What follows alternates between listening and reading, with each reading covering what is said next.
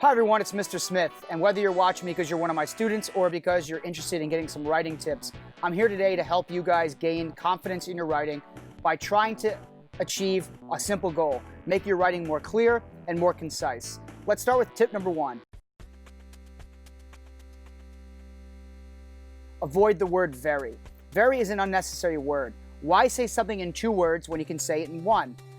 A lot of people like to throw very in because it qualifies the adjective you're trying to describe. So if you're very tired, you throw that word very in there as if that's going to convey an extreme sense of tiredness. But the reality is, you can avoid very. Just strike it. Get rid of very. And instead, think of a more SAT level word, or even just a more apt word than tired. So to say very tired, you could say fatigued.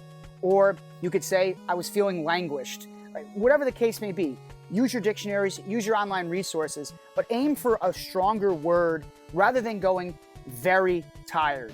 Because why say something in 2 when you can say it in 1? Along the same lines of being more concise, let's talk about eliminating what I call garbage phrases. Garbage phrases are words that simply, again, don't need to be in your writing. Garbage phrases would include things like I feel, I believe, in my opinion, with all honesty. These are all garbage phrases because you simply can take them out of your writing, and the point that you're trying to convey makes a lot more sense, number 1, and number 2, it's actually even more effective. What I always say to my students is, it's your opinion. I know that.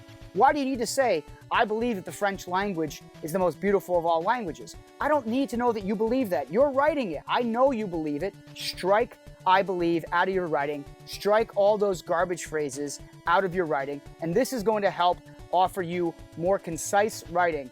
Cutting down on your word limit is important. Heck, that's why your Common App or your supplemental essays for colleges all have strict word count deadlines of, let's say, 650, or in some cases even 250 words. So if you can eliminate garbage phrases, that's going to strengthen your writing and save you valuable words. Another tip that comes up, and this definitely helps with the other C goal that we have, which is clarity.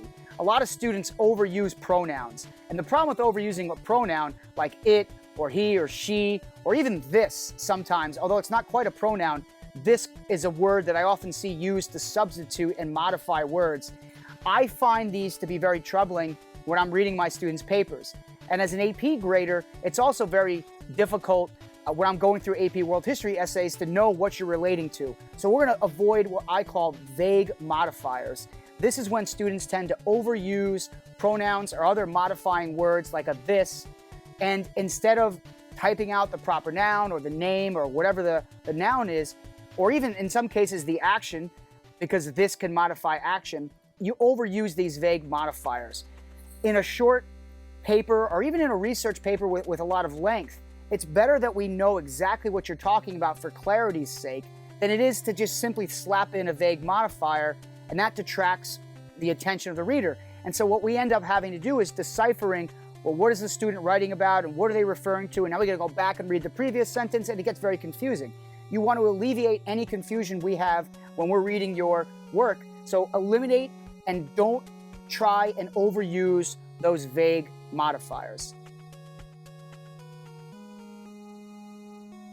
One of my favorite suggestions to become more concise in your writing and more clear is to avoid broad, sweeping introductions. These are statements that come at the beginning of papers or at the beginning of a paragraph in which you overgeneralize and you give the grader or the reader some type of statement that is so obvious, but it fills the gaps. It puts fluff on the page. Let's say you're writing about the presidency of Abraham Lincoln, and you start off by saying, Abraham Lincoln was born, blah, blah, blah, blah, blah, and he grew up here, and he did this. No. Waste of time. Again, we don't need fluff. In this case, the broad sweeping introduction is just taking up space. Let's say you want to talk about the effects of the Electoral College and how it's shifting away from democracy.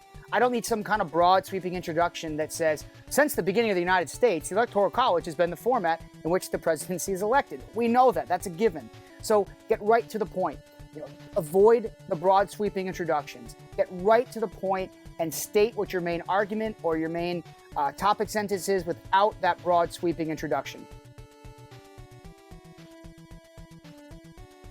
A point that will help with clarity and conciseness is try as much as possible to avoid redundancy.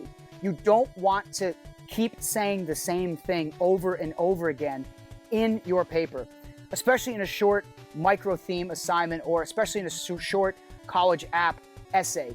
Say it once and move on.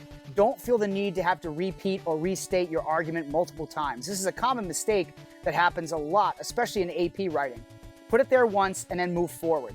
What all teachers and all readers want is more analysis. Too many students often get bogged down by providing facts. And keep in mind, we're the people who assigned the article. We know the facts. We want to see what you think of the facts, what your analysis of the facts is, what your argument about the facts is. Far too often I find in my students' writing, you just regurgitate information that as the teacher, we already know. And as the student, you should know. Our job in a writing paper is not to convey the facts, it's to explain the facts, to make sense of the facts, to analyze the facts. And so sticking to that premise, I want to end with one final thought. With AP work and even non-AP writing, the most important questions to always ask yourself and to address in your writing is how and why. These are the two principles that we want to stress the most that will help with the clarity of your argument. Explain hows and explain whys. Focus less on the who, the what, the when, the where. Those are facts that anybody can look up on the internet now or on your phone. You can get that information instantly. What I want to know is tell me the why, tell me the how. If you're writing a paper about the upcoming 2020 presidential election, don't just state facts about which states are going to be the ones that matter the most in the Electoral College vote. Tell me why Florida is a battleground state. Tell me why Michigan matters so dearly to Donald Trump's attempt to become reelected. That's what matters the most to us as teachers, whether grading for a class, whether grading for an AP. That's what the colleges want to see. They want to know how and why. And if you can stick to that, I have no doubt that your writing is going to improve. And these tips, I do hope, have given you all a greater sense of clarity. So I'll end that with that little tip. And of all these tips, please always remember how the past shapes the future. That's how I always sign these off. Take care, everyone, and I hope these tips help you become a more confident writer.